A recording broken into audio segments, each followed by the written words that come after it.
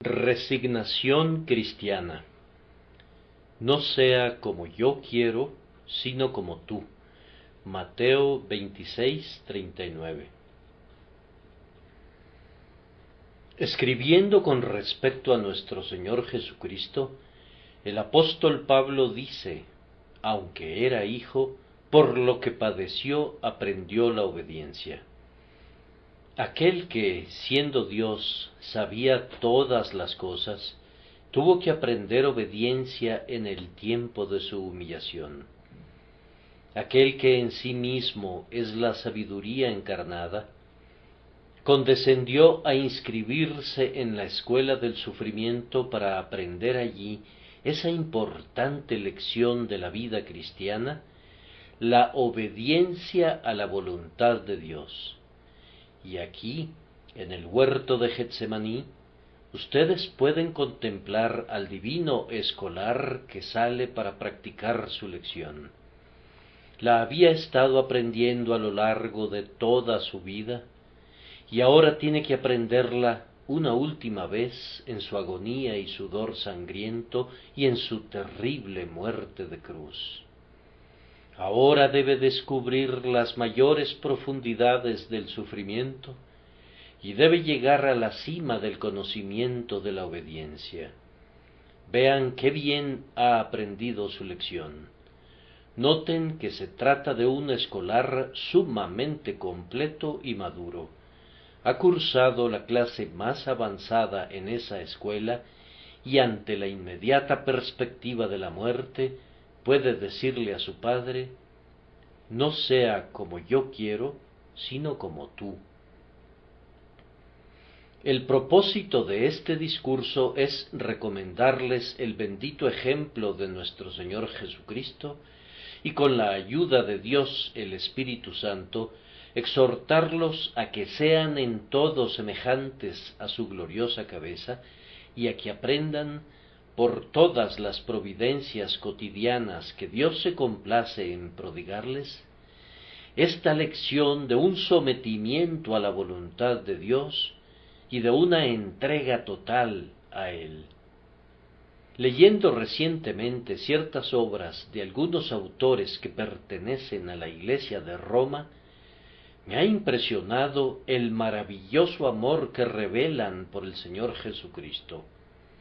En un tiempo yo tenía la convicción de que era imposible que alguien fuera salvado en esa iglesia, pero frecuentemente, cuando termino de leer los libros de esos santos varones, me he sentido como un enano a la par suya y me he dicho, sí, a pesar de sus errores, estos varones deben de haber sido instruidos por el Espíritu Santo, a despecho de todos los males que han abrevado tan profundamente, estoy completamente seguro de que deben de haber tenido comunión con Jesús, pues de otra manera no habrían podido escribir como lo hicieron.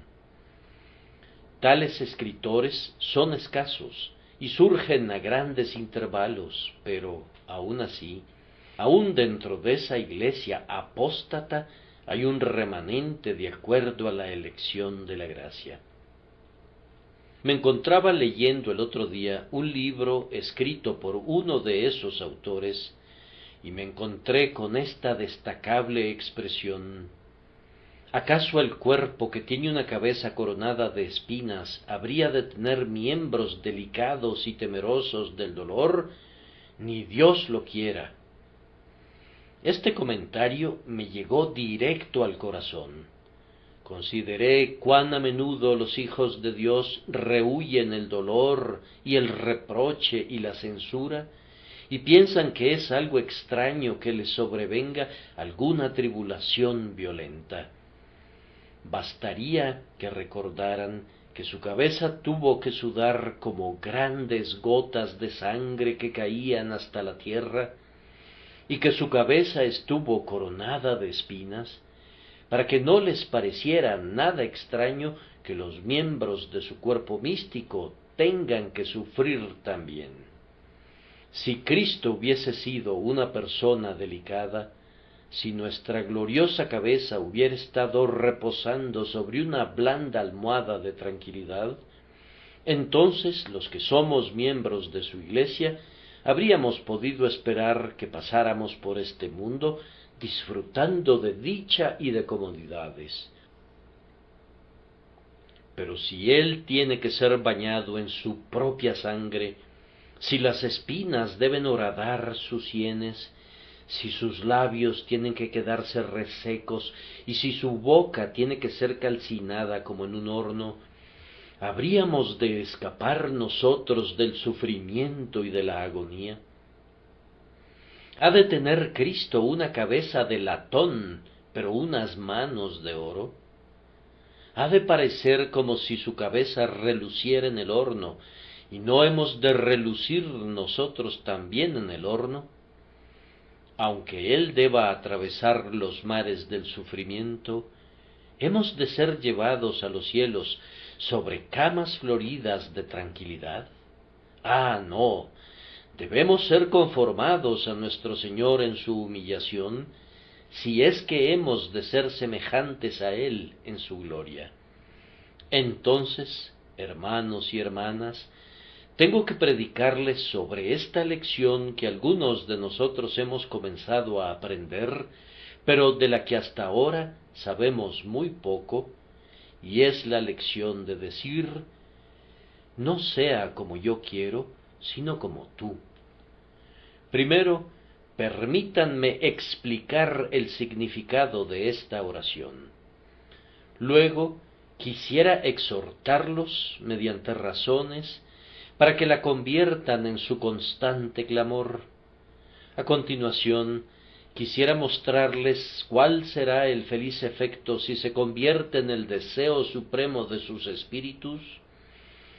Y vamos a concluir con una pregunta práctica: ¿qué puede conducirnos a esta bendita condición? Primero, entonces, ¿cuál es el significado de esta oración? No sea como yo quiero, sino como tú. No me voy a dirigir a aquellos cristianos que sólo son como enanos, que poco saben acerca de las cosas del reino.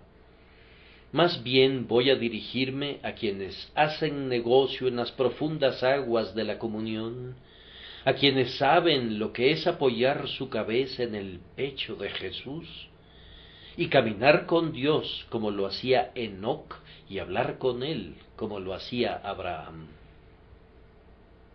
Queridos hermanos míos, únicamente quienes son como ustedes pueden entender esta oración en toda su longitud y en toda su anchura. El hermano de ustedes, que escasamente conoce todavía el significado de la palabra comunión, puede orar de esta manera en alguna débil medida. Con todo, no se puede esperar que discierna toda la enseñanza espiritual que hay en estas palabras de nuestro Señor. Pero a ustedes que han sido instruidos por Cristo, a ustedes que se han vuelto escolares maduros en la escuela de Cristo, puedo hablarles como a sabios. Juzguen lo que digo.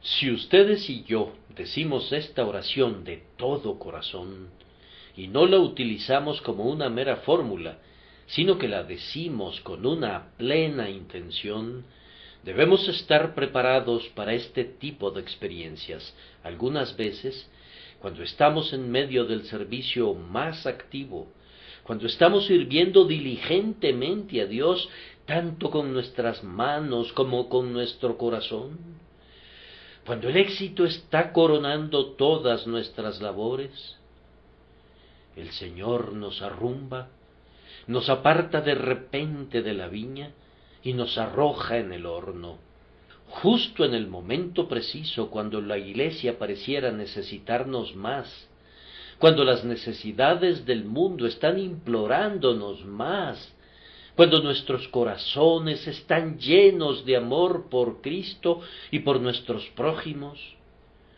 Sucede a menudo que, justo entonces, Dios nos derriba con una enfermedad o nos cambia de nuestra esfera de actividad. Pero si elevamos de todo corazón esta oración, tenemos que estar preparados a decir: no sea como yo quiero, sino como tú. Eso no es fácil, pues no nos enseña el propio Espíritu Santo que hemos de anhelar el servicio activo para nuestro Salvador. Cuando Él pone en nosotros el amor por nuestro prójimo, no nos constriñe, por decirlo así, a hacer de la salvación de ellos nuestra comida y nuestra bebida. Cuando está obrando activamente dentro de nuestros corazones, ¿no sentimos como si no pudiéramos vivir sin servir a Dios? ¿No sentimos entonces que trabajar para el Señor es nuestro más excelso reposo y que bregar agotadoramente por Jesús es nuestro más dulce placer? ¿No pareciera entonces sumamente desquiciante para nuestro ardiente espíritu que nos veamos forzados a beber de la copa de la enfermedad y a ser incapaces de realizar activamente cualquier cosa para Dios? El predicador ve que los hombres son convertidos y que su ministerio está siendo exitoso, pero súbitamente es obligado a dejar de predicar. O el maestro de la escuela dominical ha sido, por la gracia de Dios, el instrumento para llevar a su clase a una interesante y esperanzadora condición. Sin embargo, justo cuando la clase necesita más de su presencia, él se ve derribado en tierra de tal manera que no puede proseguir con su trabajo. Es entonces que el espíritu encuentra difícil decir: no sea como yo quiero, sino como tú. Pero si adoptamos esta oración, esto es lo que significa: que tenemos que estar preparados a sufrir en vez de servir, que tenemos que estar tan dispuestos a permanecer en las trincheras como a escalar los muros, que tenemos que estar tan dispuestos a ser arrumbados en el hospital del rey como a luchar en medio de las filas del ejército del rey. Esto es duro para carne y sangre, pero tenemos que hacerlo si presentamos esta petición. Si decimos esta oración de todo corazón, habrá una segunda tribulación para nosotros. Algunas veces Dios exigirá de nosotros que laboremos en campos adversos. Él hace que sus hijos aren en la roca y que echen su pan sobre las aguas. Él envía a su Ezequiel a profetizar en un valle lleno de huesos secos, y a su Jonás a llevar su mensaje a Nínive. Él pide a sus siervos que hagan un trabajo extraño, un trabajo que pareciera que nunca será exitoso y que no redundará en honor ni de Dios ni de ellos mismos. No dudo de que haya algunos ministros que trabajan arduamente y que laboran con todo su vigor, pero que sólo ven escaso fruto. Muy lejos, en las oscuras tierras del paganismo, hay varones que han estado trabajando arduamente durante años, pero que a duras penas han tenido un convertido que los anime. Aquí también, en Inglaterra, hay varones que predican la palabra del Señor con toda sinceridad y fidelidad, y que, sin embargo, no ven conversiones de almas. Ellos saben que son para Dios un olor agradable de Cristo, tanto en los que perecen como en los que son salvos. Nuestro corazón, así confío, está tan lleno del Espíritu que nos incita a clamar como Raquel: dame hijos, o si no, me muero, que no podemos contentarnos si no vemos el éxito de nuestras labores. No obstante, el Maestro efectivamente nos dice: no, les digo que continúen trabajando arduamente para mí, aunque no les dé ningún fruto por su labor, Deben continuar arando sobre esta roca simplemente porque yo les digo que lo hagan. Ah, hermanos, es entonces que resulta difícil decir, no sea como yo quiero, sino como tú. Pero tenemos que decirlo. Hemos de sentir que estamos dispuestos a renunciar incluso a la alegría de la cosecha y a la gloria del éxito, si Dios así lo quiere. En otras ocasiones, Dios retira a su pueblo de posiciones de un honorable servicio y le da otras funciones que son sustancialmente inferiores en la opinión de los hombres.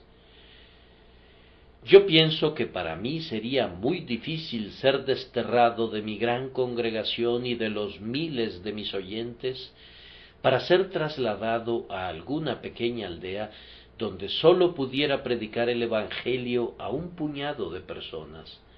Con todo, estoy seguro de que si yo me adentrara plenamente en el espíritu de las palabras de nuestro Señor, no sea como yo quiero, sino como tú, debería estar tan dispuesto a estar allí como aquí.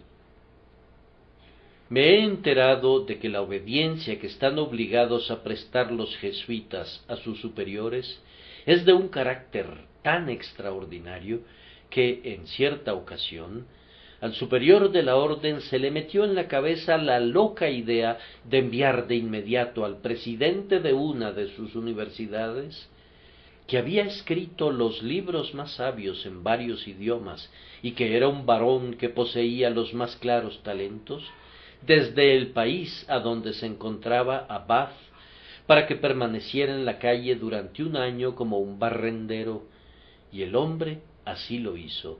Se vio forzado a hacerlo. Su voto le obligaba a hacer cualquier cosa que se le ordenara. Ahora bien, es difícil hacer eso en un sentido espiritual, pero con todo es un deber cristiano.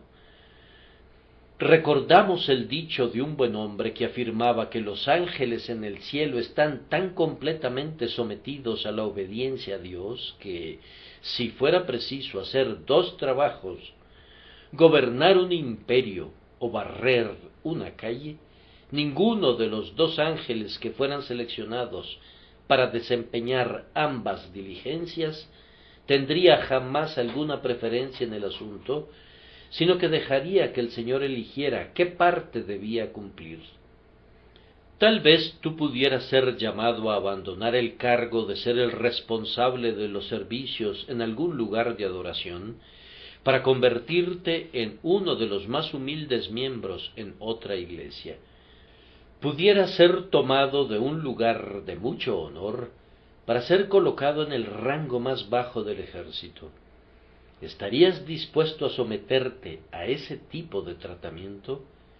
Tu carne y sangre dicen, Señor, si puedo servir todavía en tu ejército, hazme capitán, o por lo menos permite que sea un sargento o un cabo del ejército. Si pudiera ayudar a tirar de tu carro, déjame ser el caballo que guíe. Permíteme correr de primero en el equipo, deja que ostente los listones vistosos.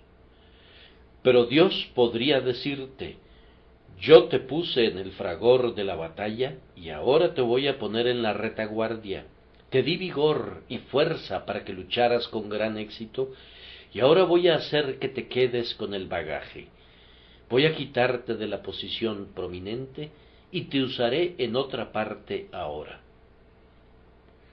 Pero con tal de que pudiéramos decir de corazón esta oración, no sea como yo quiero, sino como tú, estaríamos listos para servir a Dios en cualquier parte y de cualquier manera, siempre y cuando supiéramos que estamos cumpliendo su voluntad. Pero hay otra prueba que tendremos que soportar a nuestra medida, que demostrará si entendemos lo que Cristo quiso decir con esta oración. Algunas veces, en el servicio de Cristo, hemos de estar preparados a soportar la pérdida de la reputación, del honor e incluso del propio nombre.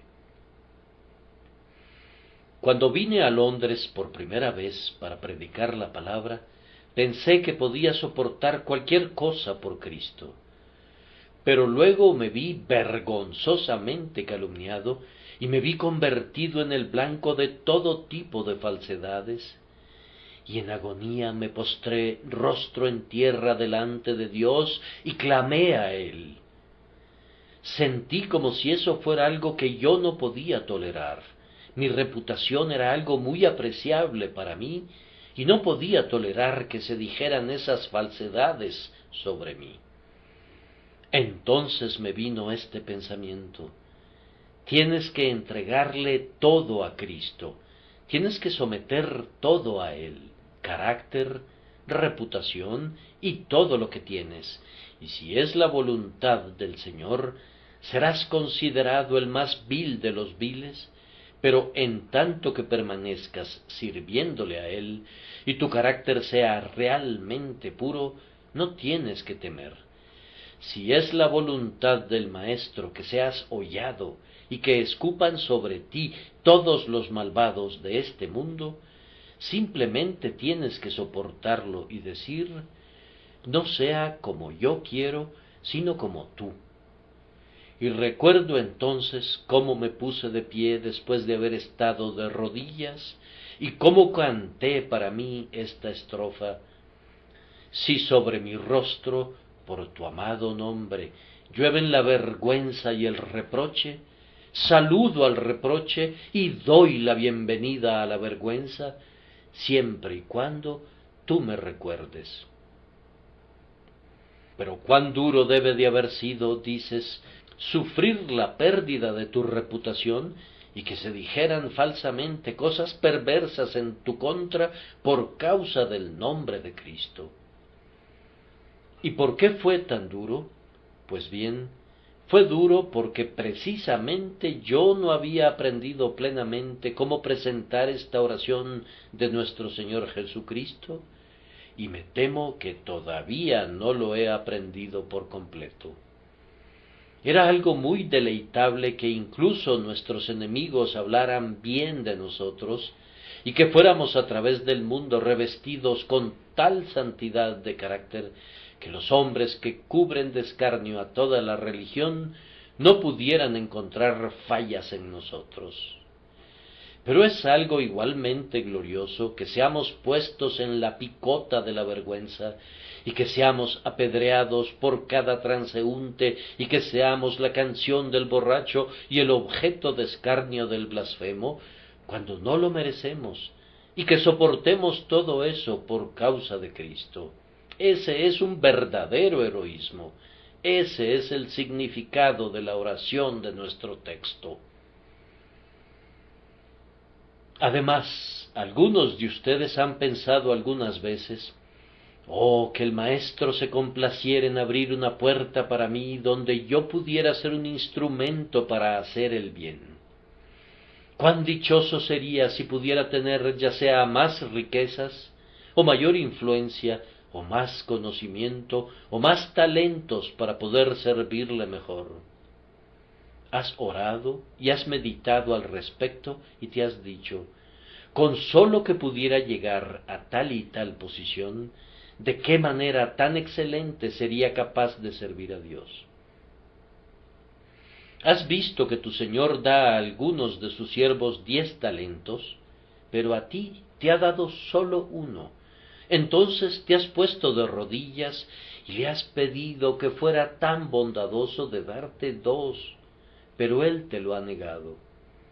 O has recibido 2 talentos y le has pedido que te permitiera tener 10, y Él te ha dicho: no, te daré 2 talentos y nada más.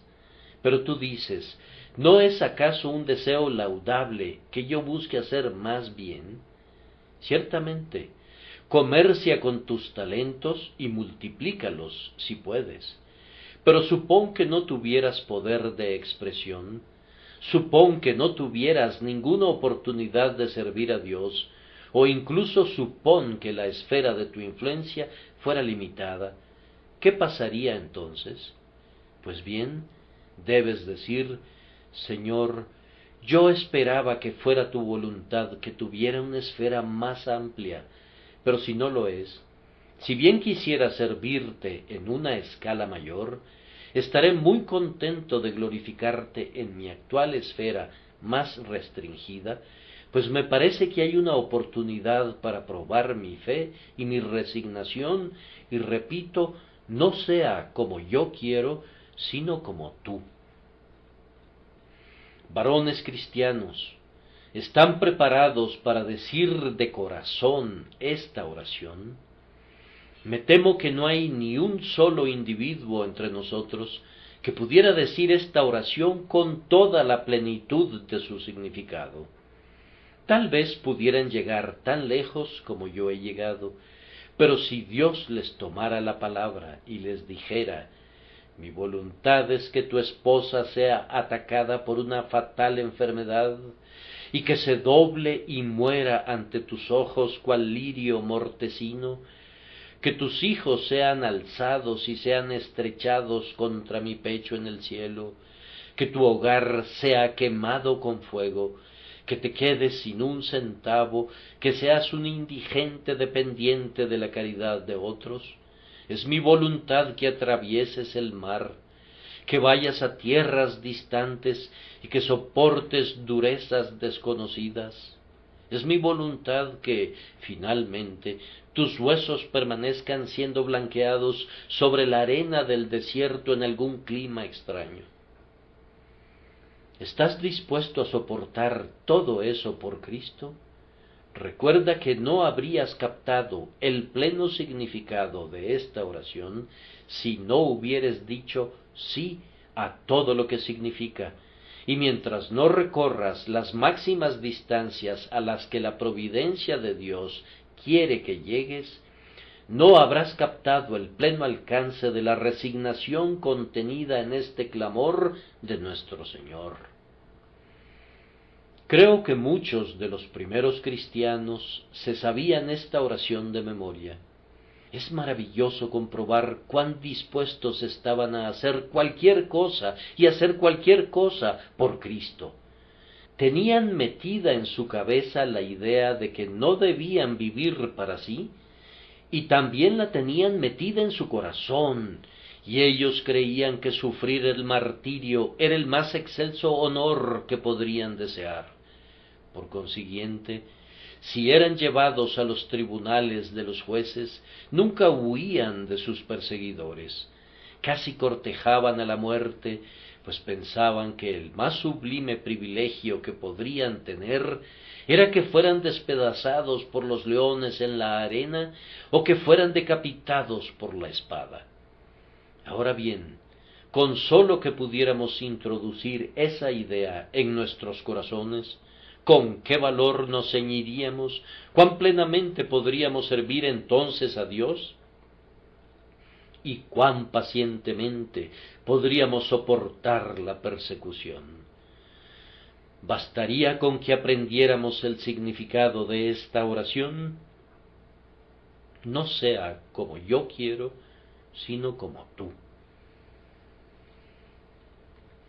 En segundo lugar, he de intentar darles algunas razones por las que será lo mejor para nosotros que busquemos tener al Espíritu Santo en nuestro interior para que podamos poseer esa disposición de ánimo y de corazón. Y la primera razón es que es simplemente un asunto de derecho. Dios hace lo que le place en todo momento, y yo no debo hacer lo que yo quisiera si es contrario a su voluntad. Si alguna vez mi voluntad tiene propósitos contrapuestos a los de la voluntad del Ser Supremo, lo correcto es que mi voluntad se sujete a la suya. Si yo pudiera hacer lo que yo quisiera, si esta débil y pobre criatura que soy pudiera frustrar al Creador omnipotente, estaría mal que lo hiciera. ¿Cómo? ¿Me creó Él y no hará lo que quiera conmigo? Es Él como el alfarero, y yo soy solo como la arcilla, y la cosa formada habrá de decirle al que la formó: ¿por qué me has hecho así? No, Señor mío, es simplemente justo que hagas lo que te agrade conmigo, pues yo te pertenezco, yo soy tuyo, tú me formaste, tuyo, pues tú me compraste con tu sangre. Si yo soy una joya comprada con la sangre preciosa de Jesús, entonces Él puede darme la forma que le agrade, puede pulirme como lo prefiera, puede dejar que permanezca en las tinieblas de un ataúd, o dejarme resplandecer en su mano o en su diadema. De hecho, puede hacer conmigo lo que quiera, pues soy suyo, y en tanto que sé que lo hace, debo decir, todo lo que Él haga es correcto, mi voluntad no se contrapondrá a su voluntad. Pero, además, esto no es sólo un asunto de derecho, es un asunto de sabiduría para nosotros. Amado hermano, puedes estar seguro de que si pudiéramos cumplir nuestra propia voluntad, sería a menudo lo peor para nosotros en el mundo. Pero dejar que Dios haga lo que quiera con nosotros, aun si estuviese en nuestro poder frustrarlo, es un acto de sabiduría de nuestra parte. ¿Qué es lo que deseo cuando anhelo que se haga mi voluntad? Deseo mi propia felicidad. Bien, pero la alcanzaré con mucha mayor facilidad si dejo que Dios haga su voluntad, pues la voluntad de Dios es para su gloria a la vez que para mi felicidad. Entonces, por mucho que piense que mi propia voluntad tenderá a contribuir a mi comodidad y a mi felicidad, puedo tener la seguridad de que la voluntad de Dios es infinitamente más benéfica para mí que mi propia voluntad, y que, aunque la voluntad de Dios pudiera parecer oscura y sombría para mí en ese momento, con todo, de un aparente mal, Él sacará un bien que nunca podría haber provenido de aquel supuesto bien tras el que mi débil y pusilánime juicio es propenso a correr. Pero, además, supongan que fuera posible que se hiciera nuestra voluntad. ¿Acaso no sería una violación de esa confianza amorosa que Cristo muy bien puede exigir de nuestras manos que confiemos en Él? ¿Acaso no somos salvados por confiar en nuestro Señor Jesucristo? ¿Acaso la fe en Cristo no ha sido el instrumento de mi salvación del pecado y del infierno? Entonces, definitivamente no debo huir de este gobierno cuando me encuentre en situaciones de tribulación y dificultad. Si la fe ha sido superior al pecado por medio de la sangre de Cristo, ciertamente será superior a la tribulación gracias al brazo todopoderoso de Cristo. ¿No le dije, cuando vine a Él por primera vez, que no iba a confiar en nadie sino solo en Él? ¿No declaré que todas mis demás confianzas se habían roto y se habían quebrado y que habían sido esparcidas al viento? ¿Y no le pedí que me permitiera poner mi confianza únicamente en Él? ¿Y seré un traidor después de eso? ¿Erigiré ahora algún otro objeto sobre el que haya de poner mi confianza? Oh, no, mi amor por Jesús y mi gratitud a Él por su condescendencia en aceptar mi fe, me obliga a confiar en Él y sólo en Él a partir de ahora. Con frecuencia nos perdemos de la fuerza de una verdad por no hacerla palpable a nuestra propia mente. Tratemos de hacer palpable esta verdad. Imaginen que el Señor Jesús está visiblemente presente en este púlpito. Supongan que dirige su mirada hacia alguno de ustedes y le dice: Hijo mío, mi voluntad y la tuya no coinciden en este momento. Tú deseas tal y tal cosa, pero yo te digo, no, no has de tenerla. Ahora, hijo mío, ¿cuál voluntad ha de prevalecer, la mía o la tuya? Supongan que esa persona respondiera: Señor, yo quiero que se cumpla mi voluntad. ¿No crees que te miraría con ojos de una infinita tristeza y compasión y te diría: ¿qué? ¿Acaso renuncié a mi voluntad por ti? ¿Y no renunciarás tú a tu voluntad por mí?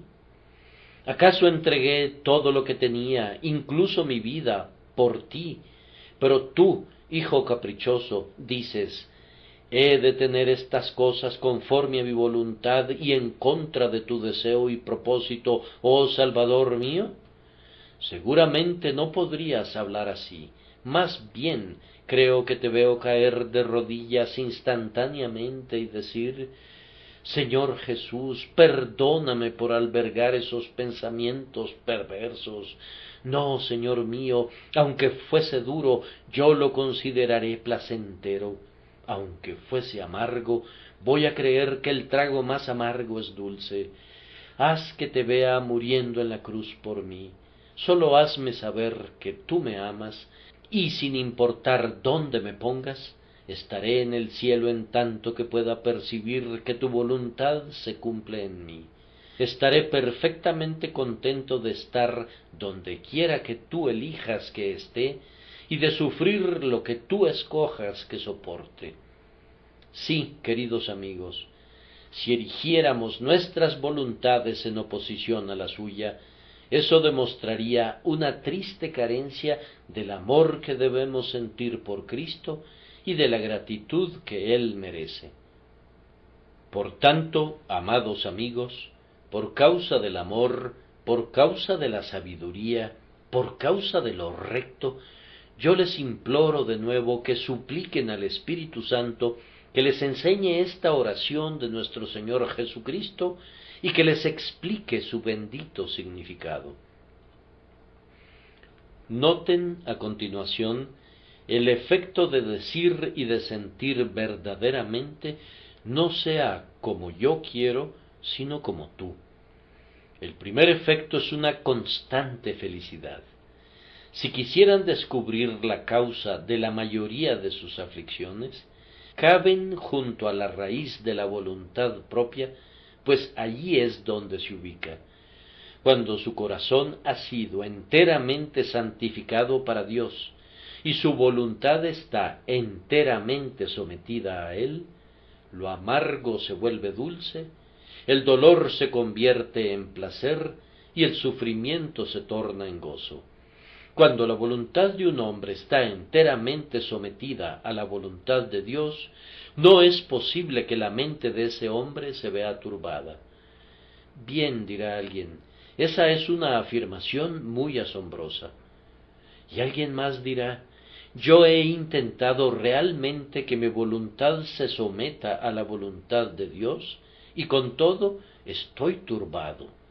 Sí, y eso sucede simplemente porque, aunque lo has intentado, igual que todos nosotros, no has alcanzado todavía el pleno sometimiento a la voluntad del Señor.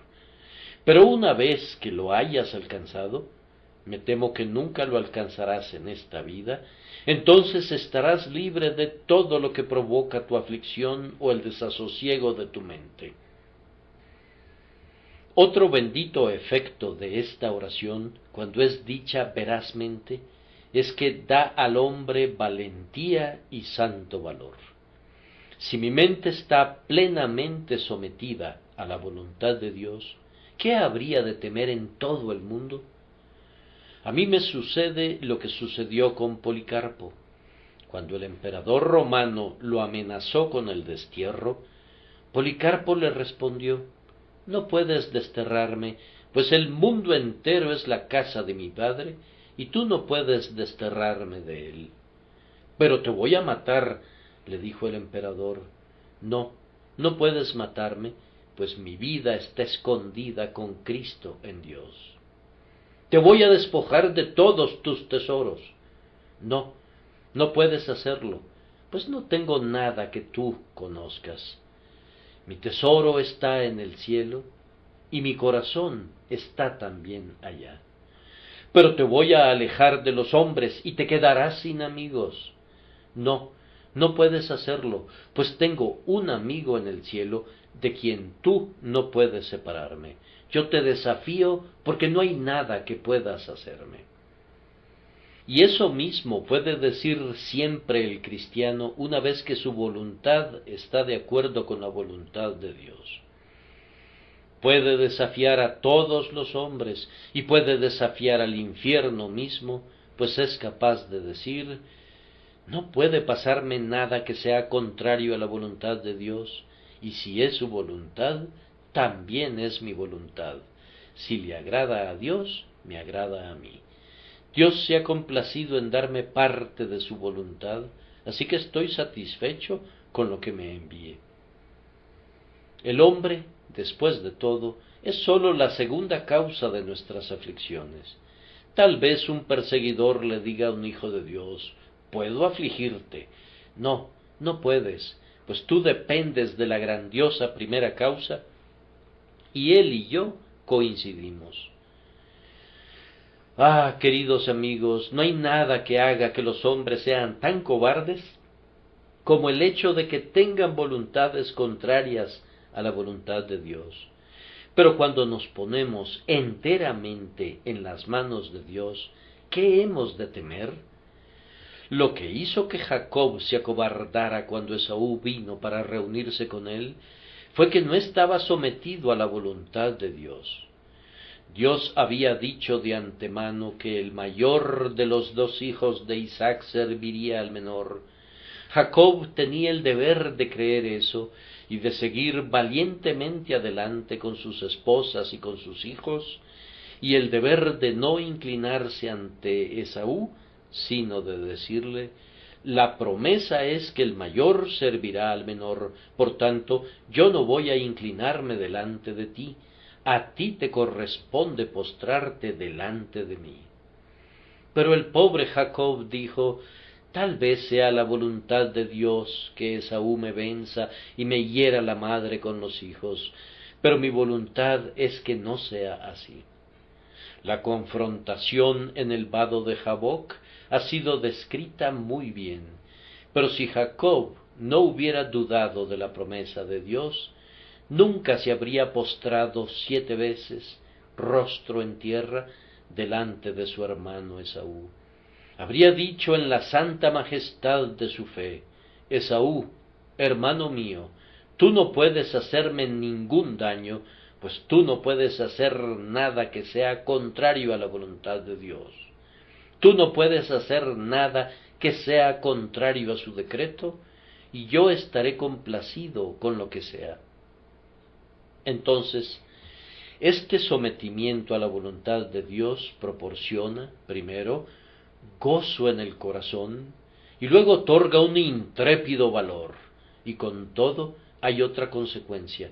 Tan pronto como alguien dice verazmente: no sea como yo quiero, sino como tú, esta resolución tiende a aligerar cada deber, a facilitar cada prueba y a endulzar cada tribulación. No deberíamos sentir nunca que es algo difícil servir a Dios. Sin embargo, hay muchas personas que, si hacen alguna pequeña cosa para el Señor, piensan que han hecho mucho. Y si hay algo grande que deba realizarse, primero es preciso suplicarles muy insistentemente para lograr que lo hagan. Y cuando lo hacen, muy a menudo lo hacen tan mal que uno se siente medio arrepentido de haberles pedido que lo hicieran. Una gran cantidad de personas hace que parezca algo grande lo que realmente es muy pequeño. Toman una buena acción que han realizado y la martillan hasta que se convierte en algo tan delgado como una lámina de oro, y luego piensan que pueden cubrir con esa única buena acción una semana entera. Todos los 7 días serán glorificados por una acción cuya realización sólo tomó 5 minutos. Bastará con creces, piensan, incluso para cubrir todo el tiempo venidero. Pero el cristiano cuya voluntad es conforme a la voluntad de Dios, dice: Señor mío, ¿hay algo más que pudiera hacer? Entonces Lo haré con mucho gusto. ¿Implica eso falta de descanso? Yo lo haré. ¿Involucra pérdida de tiempo en mi negocio? ¿Implica para mí, algunas veces, trabajo pesado y fatigoso? Señor, se hará si es tu voluntad, pues tu voluntad y la mía están en completo acuerdo. Si es posible, yo lo haré, y estimaré todas las cosas como pérdida para ganar a Cristo y ser hallado en Él, regocijándome en su justicia y no en la mía propia. Esta renuncia produce otros muchos benditos y benéficos efectos. Pero he de concluir observando que la única manera en la que puede ser alcanzado este espíritu es por la unción del Santo, es por el derramamiento y por la morada del Espíritu Santo en nuestros corazones. Puedes tratar de sojuzgar a tu propio yo, pero nunca lograrás hacerlo solo. Puedes trabajar arduamente a través de la abnegación para reprimir tu ambición, pero encontrarás que adopta otra forma y que crece apoyada en lo que tú pensabas que la envenenaría. Podrías buscar concentrar en Cristo todo el amor de tu alma, y en el propio acto descubrirás que el yo se introduce furtivamente.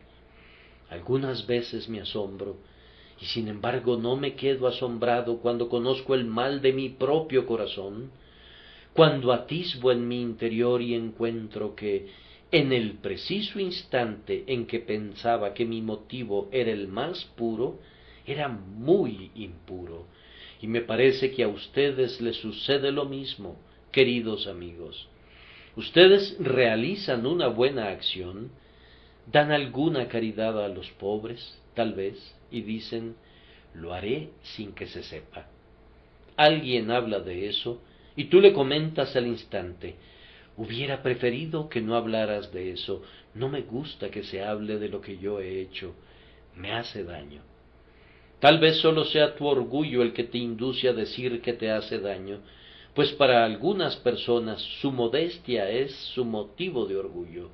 De hecho, su orgullo secreto es hacer el bien sin que la gente lo sepa.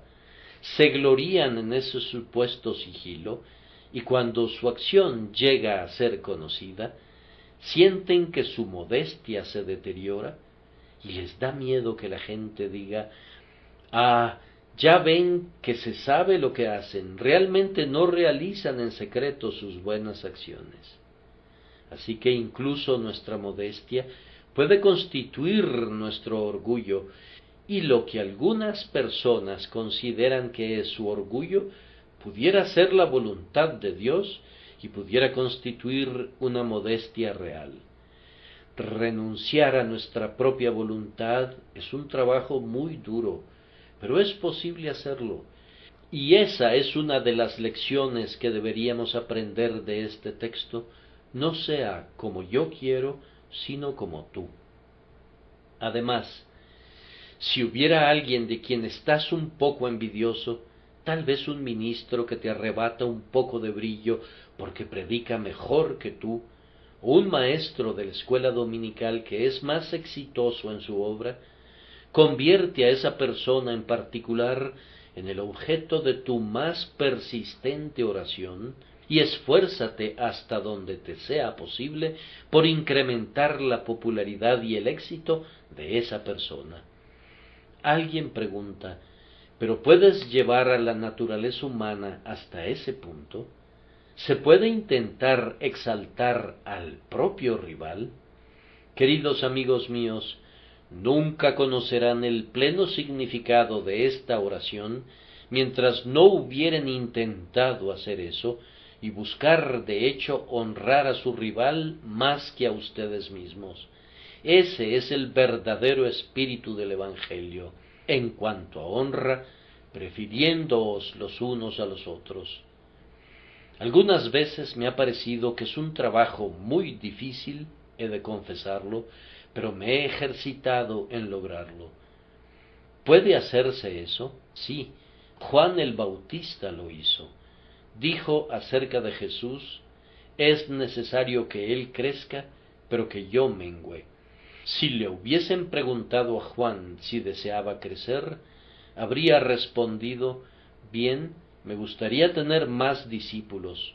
Aun así, si es la voluntad del Señor, estoy muy contento de menguar y que Cristo crezca. Por tanto, cuán importante es que aprendamos cómo podemos alcanzar este estado de aquiescencia con la voluntad de nuestro Padre Celestial.